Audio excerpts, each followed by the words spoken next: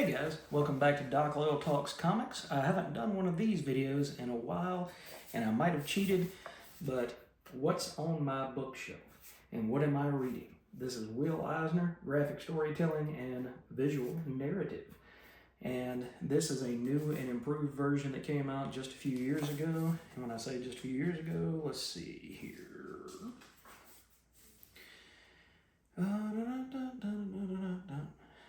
Looks like 2008. So not too many new years ago, but unfortunately Will has passed, but he has left us this book, and there is another book of his that I have over there on the shelf that teaches you everything you need to know about narrative, about how to tell a great story in this visual format. So it's not, and he was more of a cartoonist rather than, he did comics, and he did comics for a long time, but he wanted to tell a story much in the way that, not necessarily a Sunday cartoon, but cartoonists that do Sunday cartoons do. So here you go, you've got a set of cavemen here, and he says, I can tell stories that make you laugh. And the two other cavemen are sitting there, yeah, I could use a little entertainment. Sure, life around here is pretty grim, you know. And so the older caveman, he says, I could also tell you a scary story. And then the two are, gee, I don't know why, but I kind of like being scared. Come on, tell us one. And so then at the bottom he says, now I must figure out how to tell it. So you've got this first one up here, and he's dancing around in a comical manner. The second one, he's right up in your face, so that would be scary. And then he says, now I got to figure out how to tell the story that I want to tell.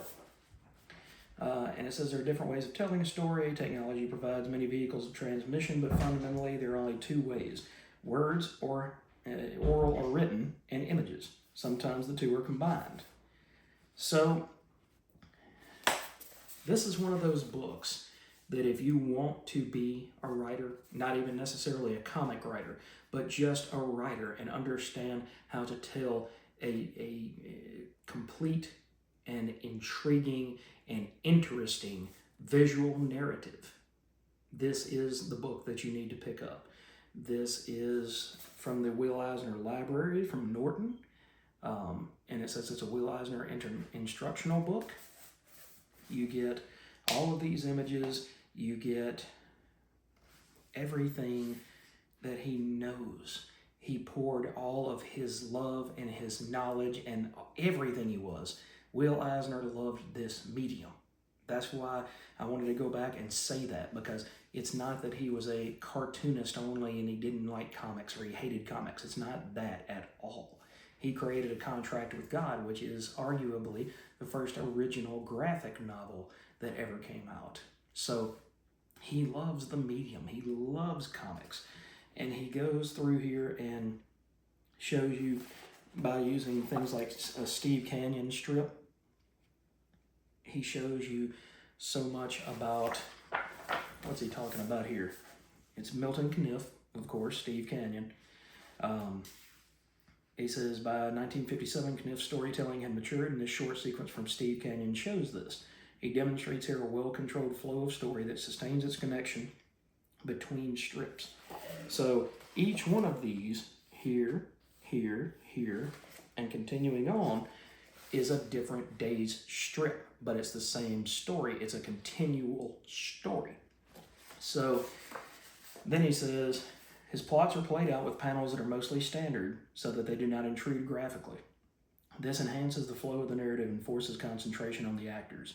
In this story, his action-filled episodes accelerate the rhythm of the strip, yet allow the dialogue to retain its meter. He uses wordless panels masterfully and composes them so that they invite the reader to participate in the acting.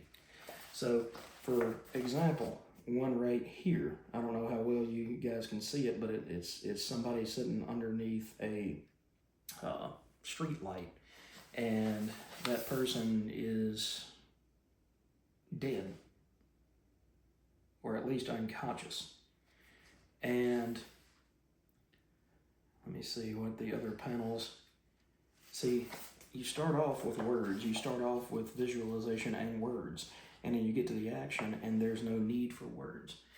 a true storyteller. One thing I've learned after reading comics for so many years is that a true storyteller doesn't always need verbiage in the panels when there is action going on. Now, if you've got a character like Spider-Man, yes, he's going to be quipping, he's going to be throwing out jabs, he's going to be throwing out all of these positive and negative, and, you know, hey, you look great today, but, you know, my sister wore that outfit once. You know, those sort of things. Maybe that's not Spidey, maybe that's Rodney Dangerfield. Looks good on you. But if you want to learn more about telling a compelling story, telling a story either in a visual narrative or just in words, make sure you read this book. You cannot learn from a better craftsman. You cannot learn from a better master of this. Will worked, I want to say, from the late 30s all the way until his death in the early 2000s. And he never gave up his love of this medium. So just something off of my bookshelf that I have been thumbing through and reading from time to time, trying to get a better understanding of storytelling, both visual and non. So thanks for joining me on this one, guys. Brand new, this looks like it was $24.95, but I did buy it years ago. So you might be able to find it on Abe Books or thriftbooks.com for a cheaper price. I would check those two sites out in case you want this. It's I've picked up a whole lot of books from those two sites for dirt cheap compared to what I would have paid retail. So thanks for joining me, guys. Have a wonderful start to your week, and I'll catch you tomorrow.